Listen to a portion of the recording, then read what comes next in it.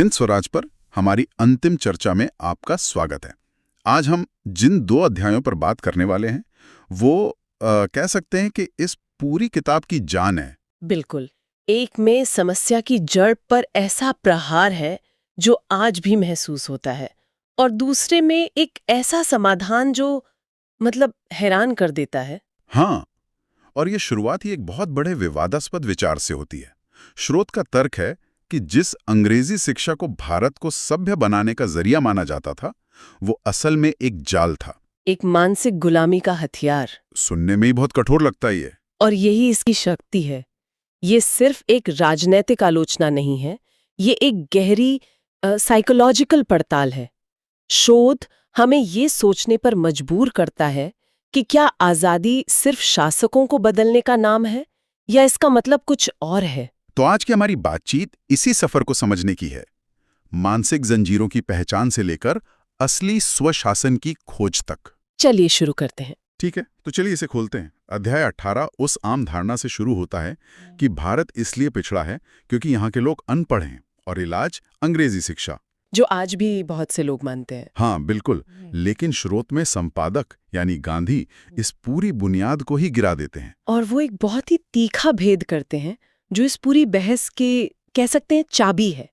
वो कहते हैं साक्षरता शिक्षा नहीं है। साक्षरता शिक्षा नहीं है? हाँ, यानी पढ़ना लिखना जानना और शिक्षित होना, ये 2 बिल्कुल अलग अलग बातें हैं। हम अक्सर इन दोनों को एक ही मान लेते हैं, और स्रोत के अनुसार सारी गड़बड़ यहीं से शुरू होती है। ये तो आज भी एक चौंकाने वाली बात है। हमारे समाज में तो पढ़े लिखे होने का मतलब ही साक्षरता है, डिग्रियां हैं। स्रोत इस विचार को इतनी जोरदार तरीके से क्यों तोड़ता है? क्योंकि स्रोत के लिए शिक्षा का मकसद जानकारी इकट्ठा करना नहीं है, बल्कि चरित्र का निर्माण करना है। वो एक बहुत शक्तिशाली उदाहरण देते हैं। अच्छा, एक किसान जो शायद अपना नाम भी नहीं लिख सकता, लेकिन वो ईमानदार है, साहसी है, अपने परिवार और जमीन की देखभाल करता है, वो उस वकील से कहीं ज्यादा शिक्षित है जो अंग्रेजी में तो माहिर है पर अपने क्लाइंट्स को धोखा देता है और झूठ बोलता है। वाह, तो शिक्षा का असली पैमाना नैतिकता है, भाषा का ज्ञान नहीं। बिल्कुल। स्रोत इसे और आगे ले जाता है। ये कहता है कि अंग्रेजी भाषा भारत में एक दीवार बन गई है। एक दीवार?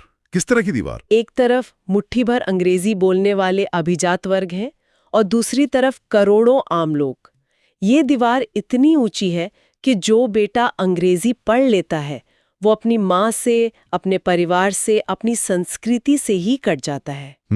वो जो ज्ञान हासिल करता है वो अपनी भाषा में अपने लोगों तक पहुंचा ही नहीं पाता। और यहीं पर स्रोत एक बहुत चुभने वाला वाक्यांश इस्तेमाल करता है, मकाले की जंजीरें। हाँ, ये सिर्फ एक भाषा सीखने की बात नहीं है, ये एक आरोप है कि इस शिक्षा प्रणाली ने हमें मानसिक रूप से गुलाम बना दिया है।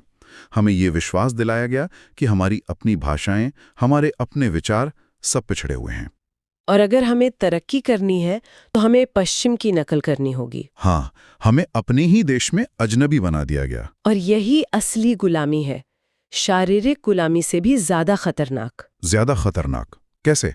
क्योंकि जब किसी गुलाम को लोहे की जंजीरों में बांधा जाता है तो उसे पता होता है कि वो गुलाम है, लेकिन जब किसी के दिमाग को ही गुलाम बना दिया जाए तो उसे लगने लगता है कि वो आजाद है। सही बात है। वो अपनी ही संस्कृति को नीचा देखने लगता है और अपने शासकों की भाषा और तौर तरीकों को श्रेष्ठ मानने लगता है। एक तरह से वो अपनी जंजीरों से प्यार करने लगता है। ये तो बहुत ही निराशाजनक तस्वीर है। अगर जंजीरें दिमाग में ही हैं तो कोई इन्हें तोड़ेगा कैसे? क्या स्रोत इससे बाहर निकलने का कोई रास्ता भी बताता है? हाँ, और यहीं से अध्याय 20 की शुरुआत होती है। ये सिर्फ समस्या बताकर नहीं छोड़ता, बल्कि एक बहुत ही स्पष्ट, व्यवहारिक और step by step action plan देता है। एक एक्शन प्लान? हाँ, इसे हम स्वराज का घोषणा पत्र भी कह सकते हैं। ये बताता है कि अगर आप सच में आजाद होना चाहते हैं तो आपको क्या करना होगा। एक घोषणा पत्र, ये दिलचस्प है। तो क्या थे इसके मुख्य बिंदु? ये नक्शा कहाँ से शुरू होता है? स्रोत इसे स्वराज के 4 स्तंभ कहता है, और पहला स्तंभ वहीं चोट करता है जहां से बीमारी शुरू हुई थी, भाषा। भाषा। स्रोत का पहला आह्वान है, अंग्रेजी का इस्तेमाल बंद करो। कम से कम अपने आपसी संवाद और अपनी सोच के लिए तो बिल्कुल बंद करो। ये एक बहुत बड़ा कदम है।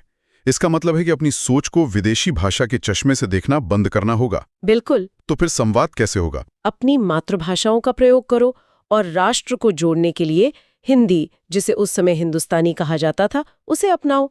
ये उस दीवार को गिराने का पहला और सबसे जरूरी कदम है। अपनी भाषा में सोचने से ही अपनी संस्कृति में लौटना संभव है। ठीक है, तो पहला कदम है दिमाग को आजाद करना, उस भाषा को वापस लाना जिसमें हम सपने देखते हैं। इसके बाद दूसरा स्तंभ क्या है? दूसरा स्तंभ है स्वदेशी। ये आर्थिक स्वतंत्रता की बात करता है। अच्छा। अगर दिमाग भाषा का गुलाम है तो हमारा शरीर विदेशी सामान का गुलाम है। स्रोत का सीधा निर्देश है, मशीन से बने विदेशी कपड़े का इस्तेमाल बंद करो, सिर्फ हाथ से बने यानी खादी का इस्तेमाल करो। लेकिन ये सिर्फ कपड़ा बदलने की बात तो नहीं होगी? नहीं, बिल्कुल नहीं। इसे थोड़ा और समझाइए। एक कपड़े के टुकड़े से इतनी बड़ी लड़ाई कैसे लड़ी जा सकती है? इसके पीछे का तर्क बहुत गहरा है। स्रोत में एक बहुत शक्तिशाली उद्धरण है। अगर हम विदेशी कपड़े का इस्तेमाल करते हैं तो हम उस बाघ को खिलाते हैं जो हमें खाता है। वाह। मैनचेस्टर की मिलों में बना कपड़ा खरीदकर हम असल में ब्रिटिश साम्राज्य की आर्थिक ताकत को ही मजबूत कर रहे थे, जो हमारा शोषण कर रही थी। तो हर चरखा जो चलता था और हर कच्चा खादी जो बनती थी, वो उस साम्राज्य की नींव पर एक चोट थी। ये एक आर्थिक हथियार था, आत्मनिर्भरता का प्रतीक था। तो एक तरफ दिमाग की आजादी के लिए अपनी भाषा और दूसरी तरफ आर्थिक आजादी के लिए स्वदेशी। लेकिन एक ताकतवर साम्राज्य से सीधे टकराने के लिए भी तो कुछ चाहिए। यहीं पर तीसरा स्तंभ आता होगा। बिल्कुल। तीसरा स्तंभ है सत्याग्रह। सत्याग्रह ये विरोध का तरीका है, लड़ाई का हथियार है, लेकिन ये हथियार तलवार या बंदूक नहीं है। सत्याग्रह का मतलब है अन्यायपूर्ण कानूनों को मानने से इनकार कर देना। लेकिन बिना हिंसा के? हाँ, ये इनकार हिंसा से नहीं बल्कि आत्मबल से होगा। हम सजा भुगतेंगे, लाठियां खाएंगे, जेल जाएंगे, लेकिन हाथ नहीं उठाएंगे। ये विचार उस समय कितना क्रांतिकारी रहा होगा। दुनिया तो जैसे को तैसा के सिद्धांत पर चलती है। ये तो दुश्मन के सामने खुद को पीड़ा के लिए पेश करने जैसा है। हाँ, और यही इसकी ताकत है। ये शारीरिक बल की लड़ाई को नैतिक बल की लड़ाई में बदल देता है। इसका मकसद दुश्मन को हराना नहीं बल्कि उसके दिल को बदलना है, उसको एहसास दिलाना कि वो गलत कर रहा है। एग्जैक्टली। ये साहस की लड़ाई है जिसमें डर की कोई जगह नहीं। भाषा, स्वदेशी, सत्याग्रह, ये तीनों मिलकर एक पूरी रणनीति बनाते हैं। लेकिन ये सब किसी एक बड़ी मंजिल की तरफ जा रहे होंगे।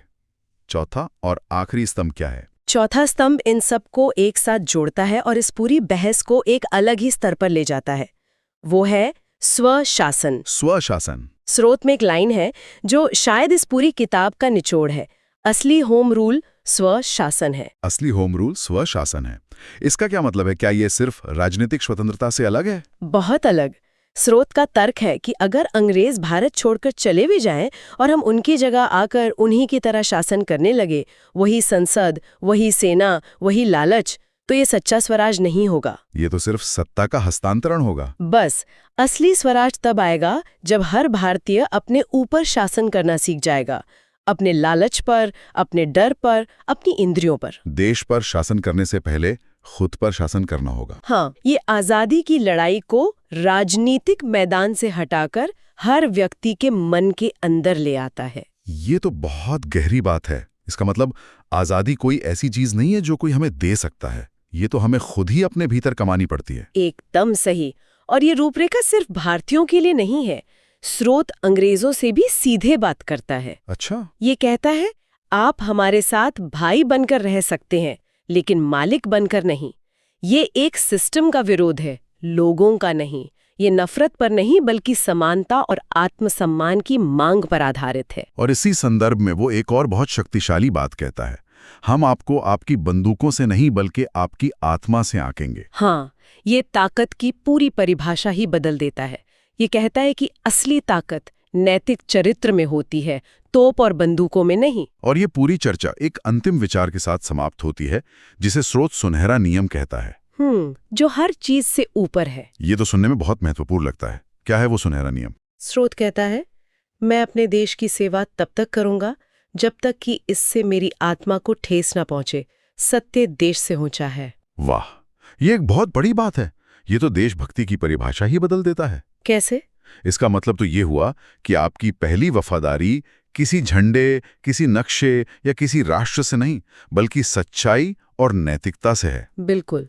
यह संकीर्ण राष्ट्रवाद को खारिज करता है और सार्वभौमिक मूल्यों को सबसे ऊपर रखता है। यह हमें याद दिलाता है कि किसी भी देश की महानता उसकी सीमाओं में नहीं, बल्कि उसके नैतिक आदर्शों में होती है। ये देशभक्ति की एक बहुत ही परिपक्व और जिम्मेदार परिभाषा है। सही कहा। तो हमने दिमाग को गुलाम बनाने वाली शिक्षा की एक तीखी आलोचना से शुरुआत की और एक ऐसी आजादी के घोषणा पत्र पर आकर रुके जो हर व्यक्ति के भीतर से शुरू होती है। केंद्रीय विचार यही है कि सच्ची स्वतंत्रता कोई बाहरी चीज नहीं है जिसे हासिल किया जा सके। यह एक आंतरिक अवस्था है जिसे साधना पड़ता है। और राजनीतिक संघर्ष तो बस उस आंतरिक साधना की बाहरी अभिव्यक्ति है। बिल्कुल। जब तक कोई व्यक्ति अपने मन, अपनी इच्छाओं और अपने डर पर जीत हासिल नहीं कर लेता, तब तक कोई भी राजनीतिक व्यवस्था उसे सच में आजाद नहीं कर सकती। जो हमें श्रोता के लिए एक अंतिम विचार पर लाता है। स्रोतों ने एक स्पष्ट मार्ग दिखाया है: भाषा, स्वदेशी, सत्याग्रह और स्वशासन। आज की इस हाइपर ग्लोबलाइज्ड डिजिटल दुनिया में एक आधुनिक स्वदेशी या एक आधुनिक सत्याग्रह कैसा दिखेगा? हमारे समय के विदेशी कपड़े और अन्यायपूर्ण कानून क्या हैं? और शायद इससे भी गहरा सवाल असली होम रूल स्वशासन है। इस विचार को ध्यान में रखते हुए आज के दौर में सच में आजाद होने के लिए एक व्यक्ति को अपने किन व्यक्तिगत लालच या डर पर जीत हासिल करनी होगी? शायद ये सवाल आज पहले से कहीं ज्यादा प्रासंगिक है।